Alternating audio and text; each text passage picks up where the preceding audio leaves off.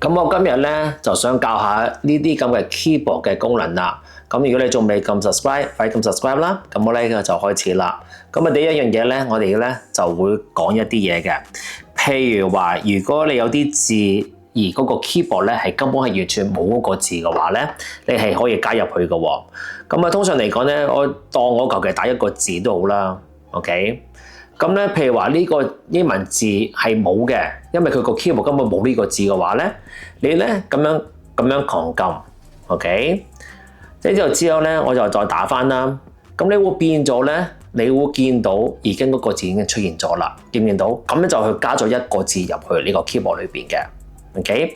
嗱，我再嚟一次啦。而家你會見到咧，我打下嘅話咧，已經呢個字出咗嚟啦。咁但係如果呢個字你唔想要啦，你想 delete 佢嘅話，咁樣點樣 delete 咧？你直情咧就撳實佢啦。咁咧佢就問你想唔想 delete， 咁你咪撳 delete 咯。咁變咗嗰個字就冇咗噶啦，明唔明白？嗱，我哋一次，如果我想打一個字係完全根本嗰個 keyboard 係冇嘅話咧，你就撳一撳佢。下一次咧，如果你打嘅話咧，已經個字已經加咗入去。但係如果你係想取消佢啦，你唔要佢嘅話咧，撳實嗰個字，撳 remove。咁變咗嗰個字就冇咗啦，咁簡單。第二個功能啦，譬如話，如果我想 delete 一啲嘢啦，咁通常嚟講，你係會撳呢個掣噶嘛 ，delete。咁你見到咧就咁樣 delete。但係咧，如果你係想係 delete 呢度 ，OK， 譬如話我就撳呢個掣，但係咧係 delete 前邊嘅，即係咁樣前邊嘅。你知唔知道咧？你係可以撳實呢個掣啦，撳 delete。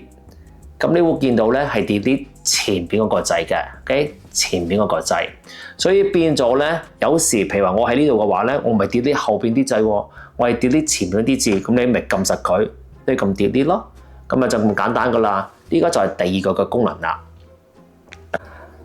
咁下一個功能咧，我就會教你點樣開咗佢先，撳設定，你個 keyboard 撳設定喎，唔係上面撳設定喎，去到最下邊。你就會見到咧有個叫做滑動，見唔見到？一個叫做滑動，跟住之後咧，我哋就撳入去。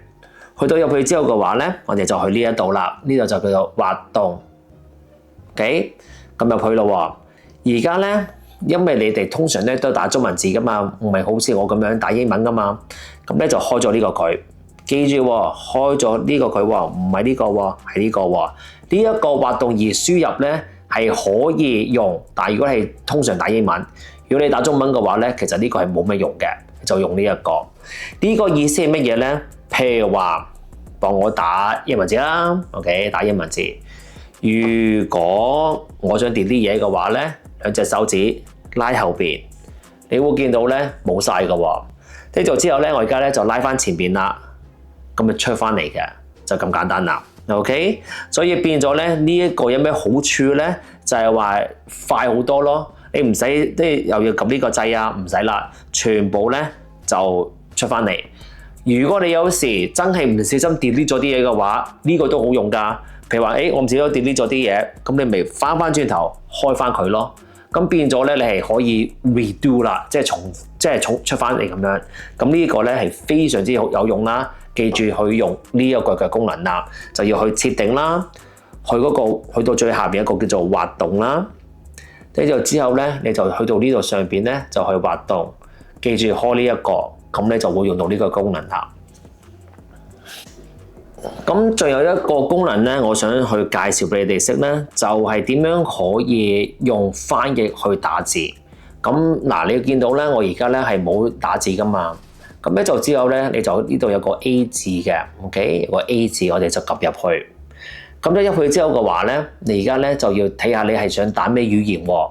咁咧我而家就撳呢個 ZH， 你會見到呢一度咧就話中文啦，中文大陸啦。你係可以轉到去香港中文又得，日文、英文入好多嘢。跟住再之後咧，再加入語言嘅話咧。你會見到咧有好多唔同嘅語言喺度嘅，咁變咗咧，如果你想打呢個 message， 但係咧係另一個語言嘅話咧，你就喺呢度打啦。咁咧就之後咧，我就話 This is ridiculous 超誇張。咁咧佢就會幫你咧就打呢啲咁嘅字出嚟啦。所以變咗，如果你真係有啲日本人啊、大陸人啊，而你係唔識點打嘅話，咁你咪變咗咁樣去 translate 咯。咁你就之後咧，你撳個 send，咁咪出咗去噶啦，就咁簡單噶啦。OK，咁你希望呢就幫到你啦，撳 subscribe 啦，撳鐘仔啦。呢個嘅三星嘅 keyboard 嘅咧，三星 keyboard 咧係非常之有用，所以你最好咧就用三星 keyboard。Instead，OK，唔好去 download Gboard嗰啲啦，呢個咧已經係夠晒用嘅。咁下一集再見到你啦，拜拜。